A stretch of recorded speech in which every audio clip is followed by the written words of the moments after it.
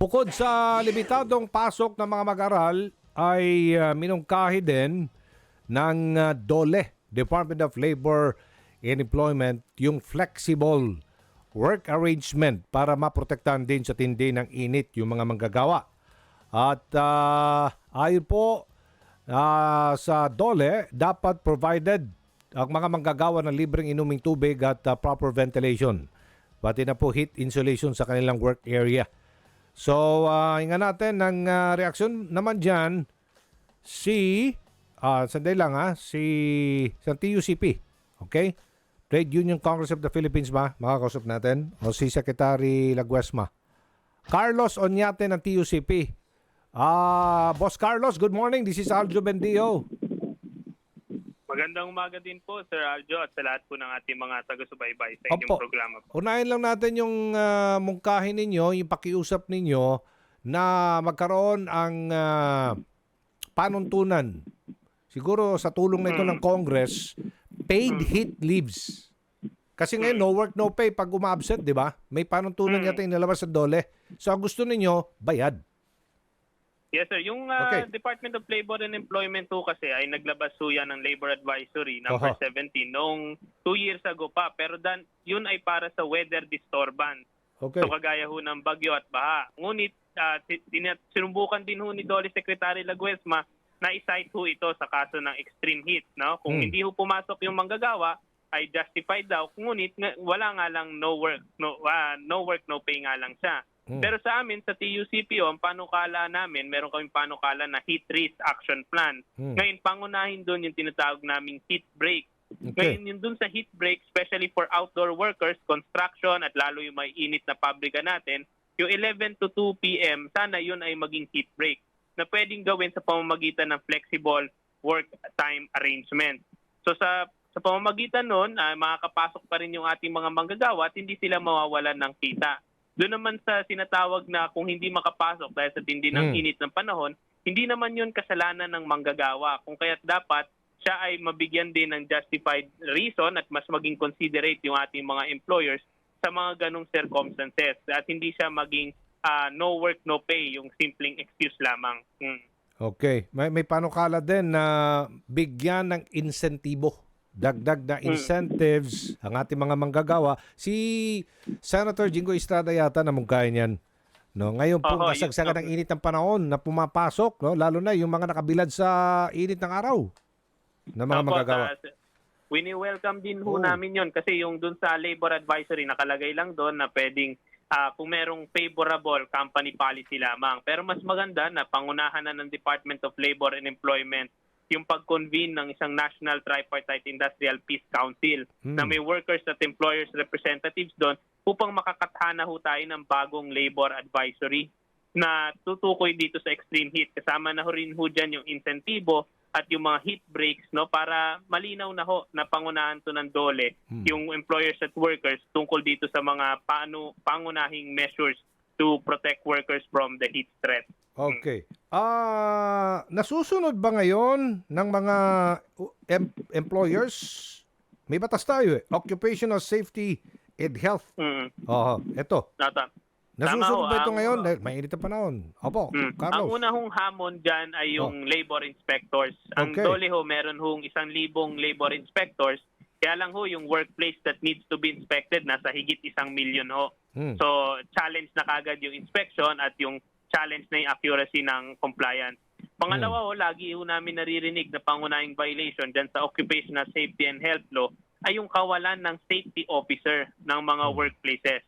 So kung wala yung safety officer, yun yung lead personnel sana dun sa OSH committee, yun ho ay magiging delikado dito sa usapin ho ng occupational safety and health, especially in extreme heat. Pangatlo po, yung although merong mga emergency preparedness and response plan as mandated by the OSH law, kailangan din ho nating aminin na unprecedented tong extreme heat at biglaan pumalo na ng dangerous level. So kailangan ho mas maging proactive. So kasi as soon as possible dahil sa loob siguro ng 2 hanggang 3 buwan itong El Nino ay mananatili. At hindi naman pwedeng lagi na lamang magkaroon ng work suspension o masaktan yung ating mga manggagawa sa isang no work, no pay. So kailangan as much as possible maximize natin lahat ng mga safety measures na kinakailangan natin. Alright, sige, klaruhin ko lang ha. Paano po itong flexible work arrangement para protektahan ng workers' health natin? Ano po ang, saan po tayo, paano magtutog ba ang ating mungkahe doon naman sa panuntunang sinusulong ng DOLE? Apo, dalawa ho yung pwede yung pamamaraan ho dyan. Una ho, yung sa aming heat break na may 11 to 2 p.m. So humaba ho yung break time. So maaari ho siguro na pag-aralan na mas agahan yung simula ng trabaho upang ho yung pahinga ho ay mapanatili lalo ho dun sa ating outdoor workers. Yung pangalawa ho na sinasabi ho ng Department of Labor and Employment na flexible work arrangement ay pwede ho ulit i-explore, i-revisit yung mga work from home setups noon. Sapagkat bagamat hindi sa ilalim ng tirik na araw yung ating mga office workers, sila ho ay bumabiyahe araw-araw papunta at pauwi mula sa kanilang trabaho na alam naman natin dahil sa trapiko napakainit at napakahaba ho ng biyahe. So pwede rin ho yan pag-aralan dahil may existing naman na tayong telecommuting law. Ang bottom line lang ho sa lahat ho ng flexible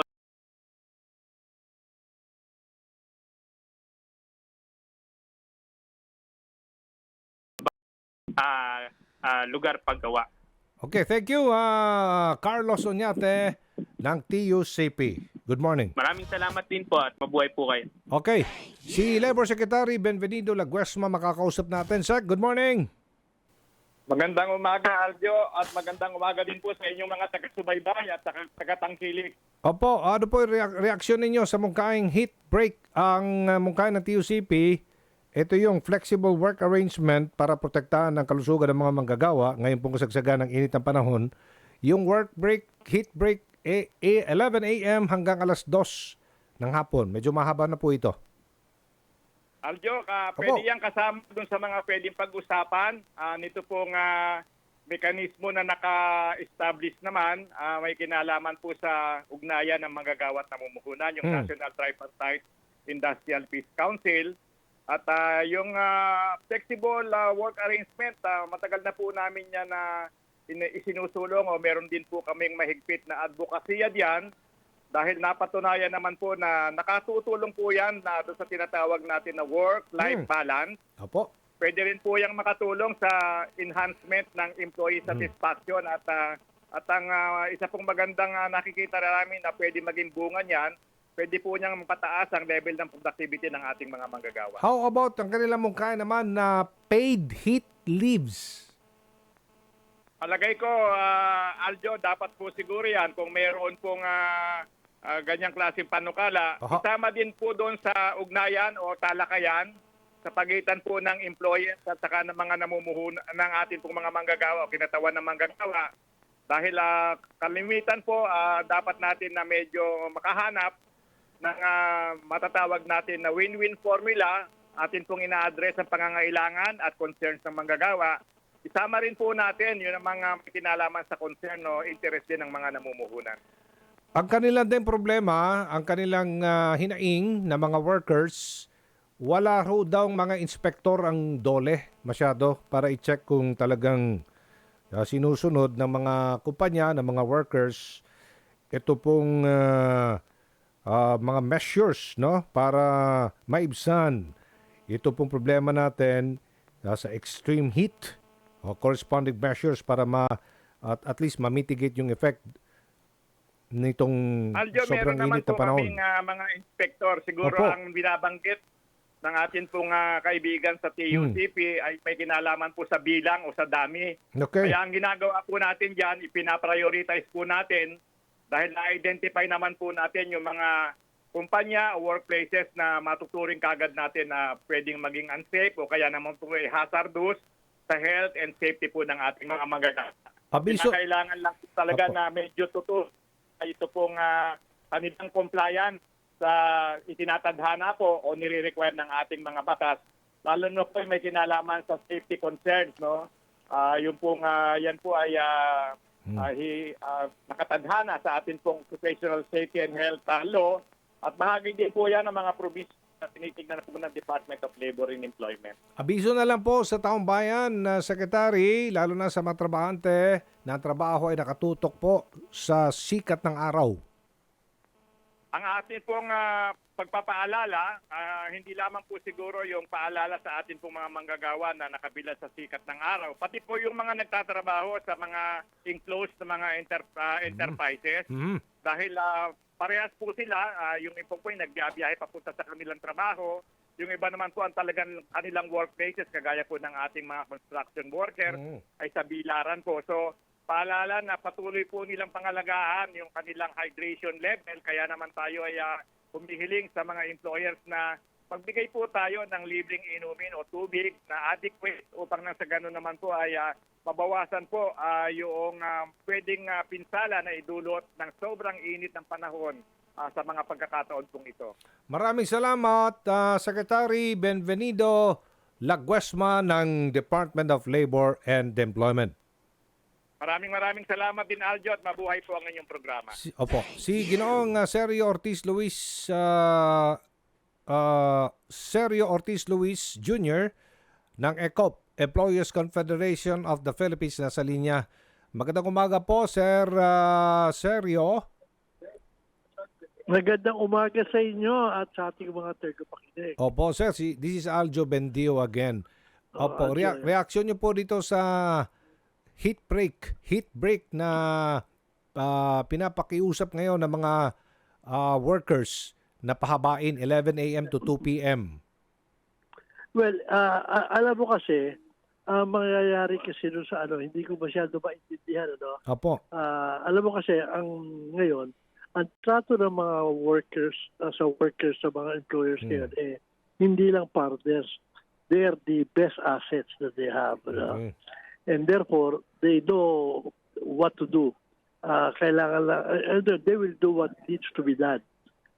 Kaya lang, ang problema, huwag tayo gagawa ng mga formula na fits everyone at iba-mandate natin because it's just iba-iba ang working condition, iba-iba yung work place, iba-iba yung So, mahirap yung nagbabandate dahil malaking kasayar yan, no? Tapos yung importante, they should be, as much as possible, be left to decide kung ano what's best for their company and for their workers. Masyado dating napakaraming regulasyon na hirap na mag-comply na yung mga kumpanya, pati mga investors na di-discourage. Hindi naman ayaw namin ng mga kaya lang, walang formula that can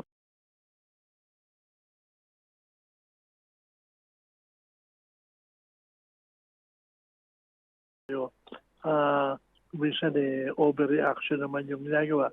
Kagaya ngayon, halimbawa dito, ako ngayon holiday, nag-golf kami dito. Alam mo, mainit, pero punong-puno yung golf course. Mga senior citizen may naglalaro. Yung mga nag-aano sa kanila, nag-a-assist sa kanila, wala namang umaangal na kailangan na heat break. So, papiliin sila kung kailangan na hindi sa subilong sila. Opo. Sila. Ito po, yung pakiusap din nila, yung heat paid leaves, bayad na leave kapag sobrang init na ng panahon. Well, actually, whether mainit o malamig, pagka ang kumpanya policy no work, no pay, ganun ang computation nila sa costing nila. So, wag natin ginagawa. Yun ang reklamo nga na iba sa atin Napaka-peratic na policies natin na para we try to get the best na hindi naman applicable sa atin. Pilit natin na-apply. Nadi-discourage yung alam mo, marami naman din yung mga workers, halimbawa, na kung halimbawa, ipipilit mo sa work to pay, pag bibigyan mo na ililibre mo pababayaran. Opo. Diba kayo mga contractors, magkitong lang sa kontrata nila o magbawas o delay na lang. Opo. Yun ang mga effect na sinasabi ko, give some credit naman to the employers. Okay. Sige that they would do what is best for the employees. All right. Thank you po, Sergio Ortiz Luis, sir. Thank you. Maraming salamat din sa inyo, Aljo. At sa inyo mga Okay.